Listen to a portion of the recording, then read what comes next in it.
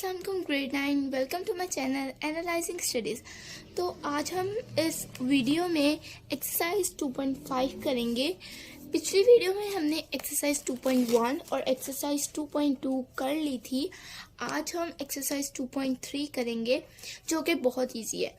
उसके लिए सबसे पहले आपको एक्सरसाइज 2.1 ज़रूर या 2.2 ज़रूर देखनी होगी, क्योंकि उसमें मैंने आपको बताया हुआ है रेडिकल और हमारे पास रेडिकेंड क्या होता है, इंडेक्स क्या होती है। तो वो अगर आपने देखी है तो आई होप आपको ये एक्सरसाइज बहुत इजी लगेगी। इसमें सिर्फ बेसिक कॉन्सेप्ट्स हैं, इतने ज़्यादा उन्होंने डिफाइन नहीं किया हुआ। तो अगर आप इस को गौर से समझेंगे तो आपको इंशाल्लाह ज़रूर समझ आएगी। तो हम देख लेते हैं। सबसे पहला क्वेश्चन है विच write each radical expression in exponential notation and each exponential expression in radical notation. Do not simplify. जब यहाँ पर लिखा हो do not simplify, इसका मतलब simplify नहीं करना। अगर आप simplify करेंगे तो बाकी का पार्ट कट कर दिया जाएगा। अगर आप बोर्ड में ऐसे लिखते हैं, ये क्वेश्चन करते हैं और आप सिंप्लीफाई कर देते हैं इसका रेडिकेंड और जो इसका रेडिकल एक्सप्रेशन है, अगर ये रेडिकल एक्सप्रेशन में है तो इसको एक्सपोनेंशियल, जैसे हम अगर ये ले लें तो ये है रेडिकल एक्सप्रेशन में। अगर हम जब इसे एक्सपोनेंशियल नोटेशन में करेंगे तो ये हमारे पास क्या हो जाएगा, आंसर आ जाएगा। फिर हम इसे सिंप्लीफाई करने लग जाएंगे। एक तो हमारा टाइम वेस्ट होगा, दूसरा वो माना नहीं जाएगा। और बोर्ड में कुछ लोग ऐसे होते हैं जो आपके ज़्यादा लिखने पे मार्क्स काट देते हैं, डिटेक्ट कर देते हैं। तो आपने इस चीज़ का भी ख्याल रखना है। तो अब हम अपने रजिस्टर की तरफ बढ़ते हैं, जहाँ पर हम सॉल्व करेंगे ये क्वेश्चन। वैसे तो ये बुक पे सॉल्व ही हो जाएंगे, लेकिन फिर भी हम इसे एक रजिस्टर पे सॉल्व करेंगे ताकि आप लोगों को ज़्यादा क्लियर हो और कन्फ्यूजन ना हो। तो बढ़ते हैं रजिस्टर की तरफ। अब हमारा पहला जो क्वेश्चन है वो है √3 - 64। अब हमारे पास क्या है, अंडर रूट है 3 और -64 है हमारे पास। तो हमने इसको जो है, इसका जो अगर ये रेडिकल एक्सप्रेशन में है तो हमने इसको किस में चेंज करना है, एक्सपोनेंशियल उसमें चेंज करना है। और अगर हमारे पास एक्सपोनेंशियल फॉर्म में है, यानी एक्सपोनेंशियल एक्सप्रेशन में है, तो हमने इसे किस में चेंज करना है, रेडिकल नोटेशन में। तो अब आप जो क्वेश्चन है वो आपको समझ आ गया होगा। अब मैं आपको ना एक चीज़ बताती हूँ। इससे पहले आपकी दो चीज़ें जानना बहुत ज़रूरी है, ठीक है, जो इसके आती हैं बेसिक कंसेप्ट में से। ठीक है, मैं हमेशा जो रफ वर्क है वो पेंसिल से ही करवाती हूँ। तो आप चाहें तो पेन से भी लिख सकते हैं। यहाँ मैं पेन यूज़ कर लेती हूँ। ठीक है, हमने क्या करना है, दो चीज़ें हमें लाजमी पता होनी चाहिए। इसको जानने के लिए हमें दो चीज़ें लाजमी पता होनी चाहिए ताकि हम इस क्वेश्चन को सॉल्व करें। और ये शॉर्ट क्वेश्चन में आता है या आपके पास MCQs में भी आता है। तो अब हम देखते हैं। सबसे पहले हमने क्या करना है, ये बाहर वाला मैं आपको दो एग्जाम्पल से समझाती हूँ। हमारे पास पहले हम ये वाली एग्जाम्पल ले लेते हैं। अगर मैंने अंदर लिखा 12, 3, 4। अब देखें, जो हमारे पास ये वाली वैल्यू होती है ना, इसे हम कहते हैं इंडेक्स। ये हमारे पास क्या होती है, इंडेक्स, और इसे ही हम इंडेक्स कहते हैं। और ये हमारा डिनोमिनेटर होता है जब हम इसे एक्सपोनेंशियल फॉर्म में कन्वर्ट करें। किसी का एक्सपोनेंट, जब भी हमारे पास इरेशनल नंबर यानी अंडर रूट वाले जो भी क्वेश्चन होते हैं, उनका जब हम उसके वो एक्सपोनेंशियल उसमें कन्वर्ट करें, वो हमेशा फ्रैक्शन में उनका एक्सपोनेंट आता है। तो फ्रैक्शन में इसे कैसे कन्वर्ट करना है, ये हमारा हमेशा डिनोमिनेटर बनेगा। और इसका जो एक्सपोनेंट है, यहाँ पर हमारे पास जो वैल्यू है उसका एक्सपोनेंट हमारे पास न्यूमरेटर बनेगा। ये बात मेरी लिख लें, ये बहुत इम्पोर्टेंट है। ये बहुत इजी जो है आपके पास चीज़ है और आपने इसको, ये बहुत इम्पोर्टेंट एंड इजी है। ठीक है, आपने ये जो हमारे पास बाहर इंडेक्स है, ये हमेशा हमारी जब हम एक्सपोनेंशियल फॉर्म में कन्वर्ट करेंगे तो हमारी डिनोमिनेटर बनेगी, और जो जो हमारा एक्सपोनेंट है वो हमारा न्यूमिनेटर बनेगा। अब दूसरी एग्जांपल देखते हैं, √12(3). अब यहाँ पर हमारा कोई एक्सपोनेंट नहीं है। हमेशा आपने 8 में भी पढ़ा था कि अगर 0 हो तो वो 1 में चेंज हो जाता है, और अगर 1 हो तो उसे हम लिखते नहीं है। तो आपने बिल्कुल भी ये गलती नहीं करनी कि आप जो है वो इसको समझे कि हाँ इसके ऊपर 0 है तो हमने 0/3 लिख लिया। गलत, पूरा क्वेश्चन 2 मार्क्स का आपका गलत हो जाएगा। आपने यहाँ पर अगर कोई एक्सपोनेंट गिवन नहीं होगा तो आपने उसे एज अ 1 ट्रीट करना है, और वो हमारा क्या होगा, न्यूमिनेटर, और डिनोमिनेटर 3 1/3 आ जाएगा एक्सपोनेंशियल फॉर्म में। अंडर रूट कैंसिल हो जाएगा और ये भी, तो हमारे पास आएगा 12 1/3। ठीक है, आ गई समझ। अभी इसको चेंज कर लेते हैं। आई होप सो आपको ये समझ आने के बाद ना, ये पूरी थ्योरी समझ आने के बाद ना, आपको ये वाला क्वेश्चन बहुत आसान हो जाएगा समझना। अब हमारे पास 3 है, ये इसका इंडेक्स है। इंडेक्स क्या है हमारे पास, इंडेक्स हमारे पास है 3। अब -64 का एक्सपोनेंट, ये आप इंफॉर्मेशन ना भी लिखें, सिर्फ मैं आपको पहले क्वेश्चन में समझाने के लिए लिख रही हूँ। एक्सपोनेंट जो है वो हमारे पास क्या है, 1, क्योंकि इसका कोई एक्सपोनेंट नहीं है, यानी ये 1 है। अब माइनस एज इट इज आएगा, ठीक है, -64 1 हमारे पास क्या है, एक्सपोनेंट, न्यूमिनेटर बनेगा, डिनोमिनेटर हमारे पास का इंडेक्स यानी 3 1/3। होल में लिखेंगे कि होल में है। अगर इन केस आपके पास यहाँ पर होता -364, तब हम इसको होल में ना लिखते, हम इसे ऐसे लिखते 1/3। इसका आंसर ये होता, इसका आंसर ये ना होता, लेकिन अब इसमें अंदर है यानी पूरे होल पे है, तो यानी हमने पूरे होल में इसको लिखा है। ये हमारे पास इसका आंसर है। अब देखें हमारे पास क्वेश्चन नंबर 2 क्या है। क्वेश्चन नंबर 2 हमारे पास है 2 3/5, यानी अब हमने इसको, ये हमारे पास एक्सपोनेंट फॉर्म में है। किस फॉर्म में है, एक्सपोनेंट फॉर्म में। अगर अंडर रूट होता तो ये हमारे पास अंडर रूट फॉर्म में होती, ये हमारे पास एक्सपोनेंट फॉर्म में है। अगर अंडर रूट होता तो रेडिकल फॉर्म में होती, इसे रेडिकल कहते हैं, अंडर रूट नहीं, बेसिकली रेडिकल कहते हैं। तो आई एम सॉरी, ये अगर हमारे पास ये इस पे फॉर्म में होता है तो हम इसे रेडिकल कहते हैं। अब इस फॉर्म में है हमारे पास, यानी ये एक्सपोनेंट फॉर्म है। अब हमने इसको किस में चेंज करना है, रेडिकल में। उसकी भी मैं आपको पहली चीज़ यहाँ पर क्लियर होगी। अब दूसरी चीज़, मैंने आपको कहा था मैं आपको 2 चीज़ें समझाऊंगी, अब दूसरी चीज़ समझ लेते हैं। दूसरी चीज़ हमारे पास क्या है, जब हमारे पास एक्सपोनेंट फॉर्म में है, यानी 12 3/8 है हमारे पास, -12 3/8 है, तो हम कैसे लिखेंगे। अब देखिए पूरे होल पे नहीं है इसका 3/8, पूरे होल पर नहीं है, ये आपने चीज का ध्यान रखना है, ठीक है, ये आपने बहुत ध्यान में रखनी है ये चीज।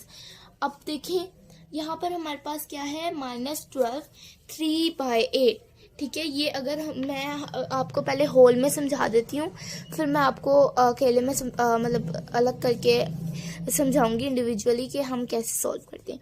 देखिए हमने लिखा है -12 3/8। अब होल में है इसकी पावर, तो जब हम इसे अंडर रूट में चेंज करेंगे हम रेडिकल लगाएंगे, और यहाँ पर हम एक्स यानी जो हमारा न्यूमिनेटर है वो हमारे क्या बनेगा, वेरिएबल का ये होल आएगा, इसमें आएगा, माइनस इसमें आएगा। अगर आपका होल में है तो माइनस रेडिकल के अंदर आएगा। ये आपने बात गौर से ध्यान में रखनी है कि आपका जो वैल्यू का जो माइनस है वो अंदर आएगी रेडिकल के अंदर, ठीक है।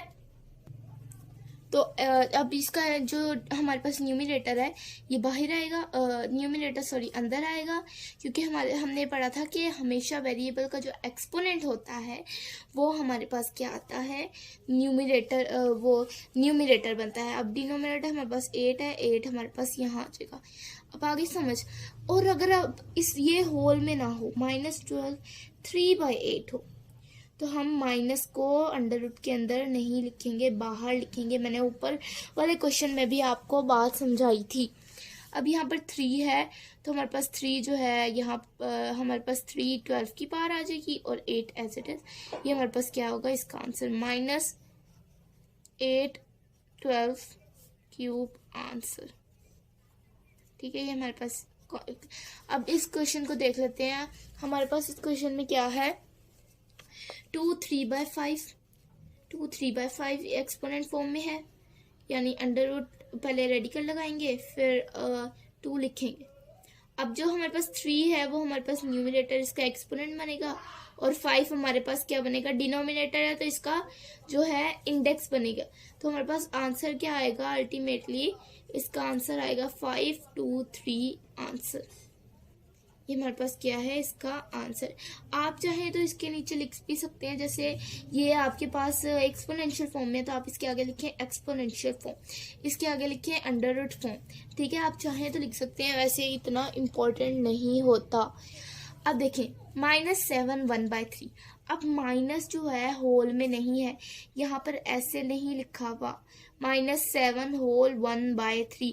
अगर होल में होता तब हम इसे अंडर रूट के अंदर लिखते, तो हम अंडर रूट लगाएंगे। 1 हमारे पास क्या है, 7 का वो न्यूमरेटर यानी 7 का हमारे पास एक्सपोनेंट, वो हम नहीं लिखते तो हम नहीं लिखेंगे। 3 हम एज इट इज लिख लेंगे। माइनस हमारे पास बाहर आएगा क्योंकि हमने जो होल में नहीं लिया।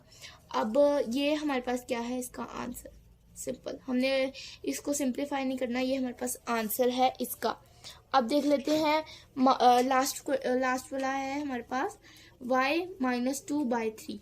अब जो y है हम उसको अंडर रूट के अंदर लिखेंगे y। अब -2 क्या है, न्यूमरेटर, यानी वो क्या है, एक्सपोनेंट ऑफ द वेरिएबल। तो हमारे पास क्या आएगा, -2 ऊपर आ जाएगा और 3 हमारे पास बाहर आ जाएगा। ये हमारे पास क्या है इसका आंसर। सिंपल, ये बहुत सिंपल क्वेश्चंस हैं, आप इन्हें प्रैक्टिस करें जितना आप कर सकते हैं। अब देखें यहाँ पर हमारे पास हमने ये वाला क्वेश्चन कंप्लीट कर लिया है। क्वेश्चन नंबर 2 बुक पर ही कर लेते हैं। Tell whether the following statements are true और फॉल्स। यहाँ तक आप लोगों को समझ आ गई होगी क्योंकि ये बहुत इजी क्वेश्चन है, इनकी प्रैक्टिस की भी नहीं ज़रूरत। अगर आप पहचान लेते हैं कि रेडिकल क्या होता है, रेडिकेंट क्या होता है, ठीक है, जो बेसिक कंसेप्ट हैं, और हमारे पास इंडेक्स क्या होता है, एक्सपोनेंट क्या होता है, ठीक है, ये चीज़ें जो है अगर आप ये चीज़ें समझ लेते हैं तो आपके लिए क्वेश्चंस करना बहुत आसान हो जाएंगे। तो क्वेश्चन नंबर 2 है वो हम बुक पर ही सॉल्व कर लेते हैं। और अगर उसमें कोई भी ऐसी प्रॉब्लम हुई जो मतलब हम आपको जो डिस्कस करनी पड़ी तो हम उसे रजिस्टर पे सॉल्व करेंगे। तो अब पहला हमारे पास है 5 1/5। पहला हमारे पास है 5 1/5 अंडर रूट 5, मतलब 5 1/5 इक्वल्स टू अंडर रूट 5। तो ये आप देखें ये हमारे पास इक्वल है या नहीं। आप अच्छी तरह सोचें कि अगर हमारे पास अंडर रूट की वैल्यू क्या होती है 1/2, तो 5 1/5 5 1/2 कैसे हो सकता है। तो हमारे पास अंडर रूट की बेसिकली हमारे पास वैल्यू क्या होती है, मैं आपको एक रजिस्टर पे समझाती हूँ। बेसिकली अंडर रूट की हमारे पास वैल्यू क्या होती है, अंडर रूट की वैल्यू हमारे पास होती है रेडिकल बोल रहे हैं आप, ठीक है, रेडिकल की वैल्यू हमारे पास 2 है। रेडिकल की वैल्यू यानी इंडेक्स, रेडिकल का इंडेक्स, बेसिकली हमारे पास रेडिकल का इंडेक्स 2 है। और जो भी रेडिकेंट के अंदर वो होता है एक्स, जो हमारे पास अगर हमारे पास 1 है एक्सपोनेंट, मतलब जो 1 एक्सपोनेंट के साथ होता है, तो बेसिकली क्या लिखेंगे, अल्टीमेटली हमारे पास 1 हमारे पास न्यूमरेटर है और जो 2 डिनोमिनेटर बन जाएगा 1/2। सारे जो रेडिकल हैं अगर उन पे एक्सपोनेंट कोई भी नहीं है, इंडेक्स कोई भी नहीं है और एक्सपोनेंट भी नहीं है, तो वो हमारे पास पावर 1/2 होगी। यहाँ पर हमारे पास गिवन क्या है, हमारे पास गिवन है 5 1/5 इक्वल्स टू 5 1/2 यानी 5 1/5 इक्वल्स टू 5 1/2। ये हमें उन्होंने कंडीशन क्या कहा है कि 5 1/5 इक्वल्स टू 1/2 है, ये फॉल्स है। कैसे? अब हम इसको प्रूफ करते हैं। कैसे? 5 1/5 एज इट इज आ गया इक्वल्स जो हमारे पास अंडर रूट था, ये हमारे पास अंडर रूट की पावर क्या होती है 1/2, ठीक है। या फिर मैंने आपको ये भी बताया कि अगर आपको जो भी इजी लगता है आप उस मेथड से कर लें। मैंने आपको ये भी बताया कि रेडिकल की इंडेक्स 2 होता है, तो अगर हम इधर 2 लगाएं, 1 इसका एक्सपोनेंट है, 1 न्यूमरेटर बन जाएगा, 2 डिनोमिनेटर। लेकिन ज़्यादा इजी यही है कि आप ये याद रखें कि अगर कोई भी ऐसी सिचुएशन में कोई भी आपके पास क्वेश्चन आता है जिसका आपके पास जो है आपके इंडेक्स भी नहीं गिवन, एक्सपोनेंट की भी नहीं गिवन, तो हमारे पास क्या होगा, उसका एक्सपोनेंट 1/2। तो 5 1/5 इज नॉट इक्वल टू 5 1/2, ये हमारे पास फॉल्स है। और अगर हम इज नॉट इक्वल डाल देते हैं, अगर उन्होंने यहाँ पर इज नॉट इक्वल डाला होता तो वो हमारे पास ट्रू होता। ये आप ये वाला पार्ट जो है ये आप छोड़ दें, कंफ्यूजन क्रिएट होगी। आप सिर्फ ये वाला पार्ट ध्यान में रखें कि 5 1/5 इक्वल्स टू 5 1/2, ये फॉल्स है। अब दूसरा क्वेश्चन देखते हैं जी। दूसरा क्वेश्चन हमारे पास है 2/3 equals to under root index 3 4। अब यहाँ पर ये कंडीशन ट्रू है या फॉल्स। अब ये वाला ये जो पार्ट है ये तो समझने वाला है, ये तो वैसे खैर समझने वाला नहीं था लेकिन फिर भी मैंने आपको समझा। ये वाला पार्ट समझने वाला, हमारे पास 2/3 है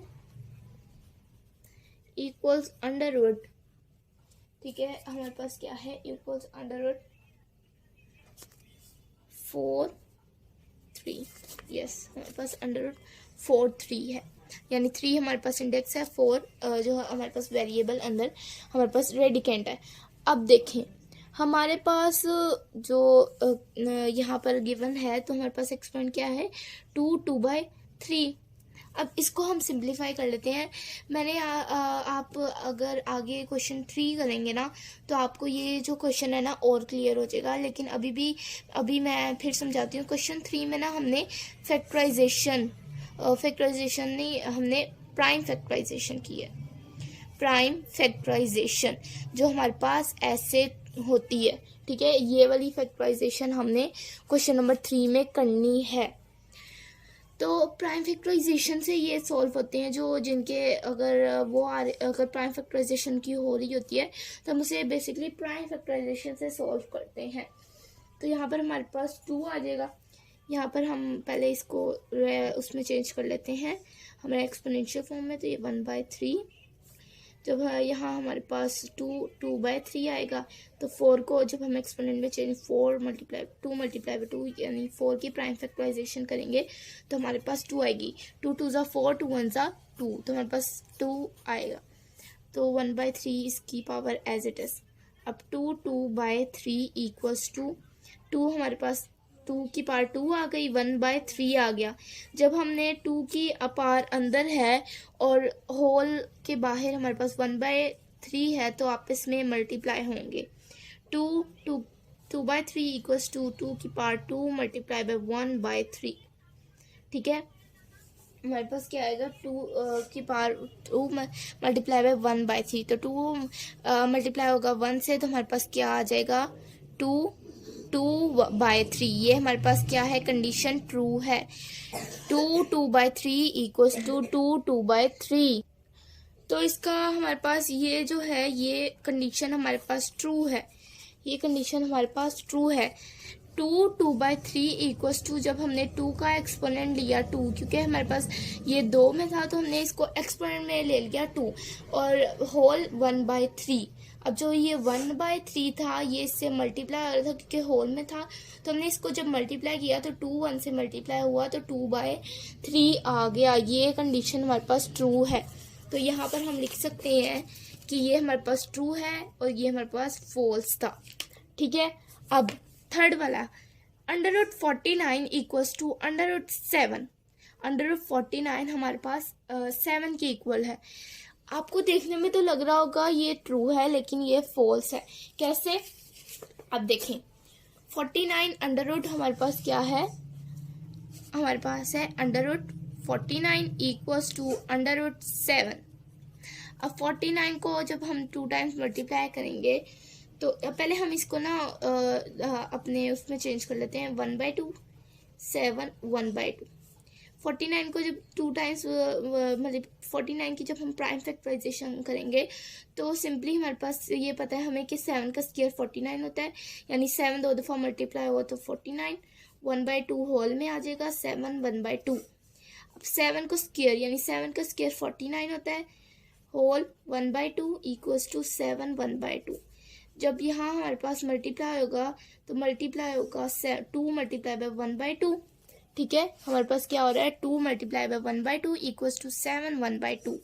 जब 2 मल्टीप्लाई बाय 1/2 हुआ तो 2 से कट हो गया और 7 इक्वल्स टू 7 1/2।